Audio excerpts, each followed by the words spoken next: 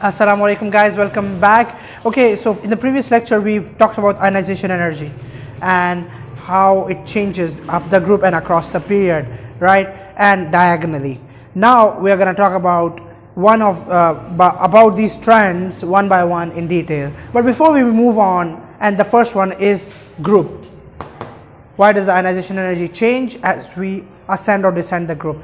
But before we talk about the group, there are the factors that affect the ionization energy needs to be understood, okay, so which I'll be explaining side by side while I'll be explaining the groups. Okay, so let's get started.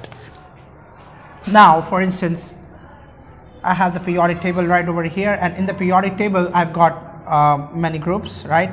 The first group, the second group, and then third, fourth, fifth, sixth, seventh, eighth, or you could say the first group, second group, and then the 13th, 14th, 15th, 16th, and so on. You guys, I hope, I'm assuming you guys know these, this nomenclature. Now, the first group, I'll choose the first group, which is the alkali metals group. Alkali metals group. Okay, sodium, potassium, rubidium, cesium, and there is a lithium as well, and there is a francium as well in the end. Okay, but I'm excluding both of them just for simplicity. Now guys, what I'll explain you is that why does the ionization energy change over here. Okay, as you go up the group, what else is changing? What else do you guys think is changing? Cesium will have a lot of shells, electron shells around it, right? Rubidium will have relatively lesser shells because its proton number is lesser than cesium, and excuse me, potassium has even lesser shells, electron shells, and then sodium will have the least shells, and then lithium will have even smaller shells, even smaller atoms, basically due to the least number of shells present in the lithium. Now guys, since the number of shells are different, their atomic radius is going to be different for each one of them, right? And as you see, lithium has the smallest radius because of the smallest shells or the least shells, and cesium has the largest radius as compared to them because of the greatest number of shells. So going down the group, I can say that the radius is increasing, right? Apart from the radius, if you guys remember the previous lecture, if you've seen the previous video, I've talked about the term called shielding effect. If you remember, I'll just quickly recap this shielding effect. What was the shielding effect? Shielding effect was basically the opposition provided by the inner shell electrons. So I gave the example of an atom, for instance, over here. This is the nucleus of the atom. This is the first shell, this is the second shell, this is the third shell, and the third shell is assumed to be the outermost shell. Okay, in the third shell there is an electron, and then the inner shell electrons are also filled with inner shells are basically filled with electrons. Now these since the inner shell electrons are also negatively charged and outer shell electron is also negatively charged, what the inner shell electrons do is they actually repel the outer shell electron, and this force of repulsion or this opposition that the inner shell electrons provide to the outer shell electron is called the shielding effect. Simple, shielding effect.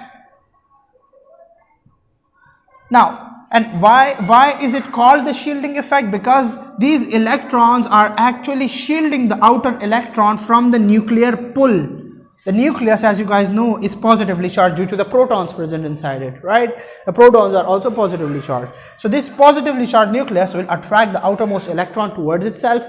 Now, since these electrons are negatively charged, they'll repel the outer electron in the other direction, in the opposite direction to the nucleus, hence reducing the effective nuclear attraction on this outer electron, right? So that's why these inner shell electrons are said to be providing the shielding effect. So we can derive a relationship over here that the higher the number of inner shell electrons,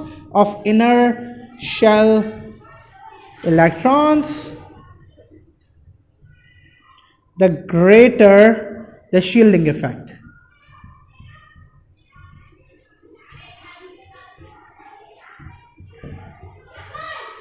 Clear? So this is the reason why this is basically the association of the shielding effect with the inner shell electrons. Now as you look at this period, this group over here, sorry, not the period, the group, In this group, as we go down the group, the shielding effect is said to increase. It is increasing. The reason why it is increasing, because the inner shell electrons are also increasing, right?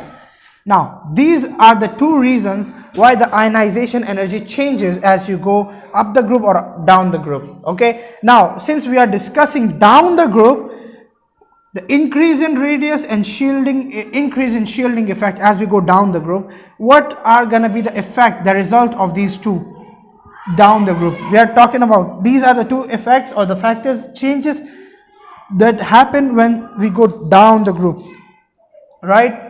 Going down the group increases the nuclear size, atomic size. Going down the group increases the shielding effect. Now, remember guys, if the shielding effect increases and the radius increases, can I say that the outer electron is less tightly attracted to the nucleus?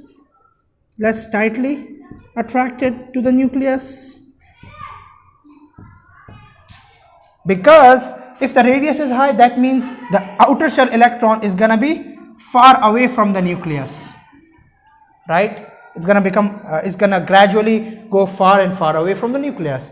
And if the shielding effect is high, then obviously the nuclear pull or the nuclear attraction on the outer electron is going to progressively become weaker and weaker, right? So if the pull on the outer electron, it decreases due to the shielding effect and due to the large radius size, then if it becomes less tightly attracted to the nucleus, then that means less energy will be needed, less energy would be needed to remove the outer electron from the atom, remove the outer electron from the atom.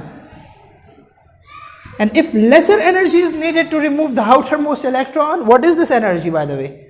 The energy needed to remove the outermost electron is your first ionization energy. Simple as that. So if this energy is low, then this is actually the ionization energy that we are talking about. So the ionization energy is also going to become low. Okay. So now if you are asked on your exams to describe and explain the trend that would of ionization energy as you go down the group, what are the points that you are supposed to write? So let me just clarify them over here so that you guys do not lose any marks. And these are basically the points that I have, through my own experience of past paper solving, have compiled as well, and the teachers also guided us. Okay, so now basically when I was giving my own A levels at that time. Now guys, so what's happening over here? The first point that you need to mention is that as you go down the group, what's happening to the ionization energy? It is either increasing or decreasing. So down the group, it is ionization energy is decreasing. Why is that happening? Now you have to explain. This is the first mark, okay? First point, first key term, first mark. The second, you'll have to explain that the radius is increasing. And then you'll also have to explain that the shielding effect is increasing. Okay, shielding effect is also increasing. Okay, and if the radius is increasing and the shielding effect is increasing, so will the electron become less tightly attracted to the nucleus? Yes, sir. So the outer, by the way, you have to mention this term outer, okay, because it's the outer electron that we are dealing with in ionization energy, not the inner electrons, okay, in first ionization energy basically. Okay, the outer electron becomes less tightly attracted, is less tightly attracted to the nucleus.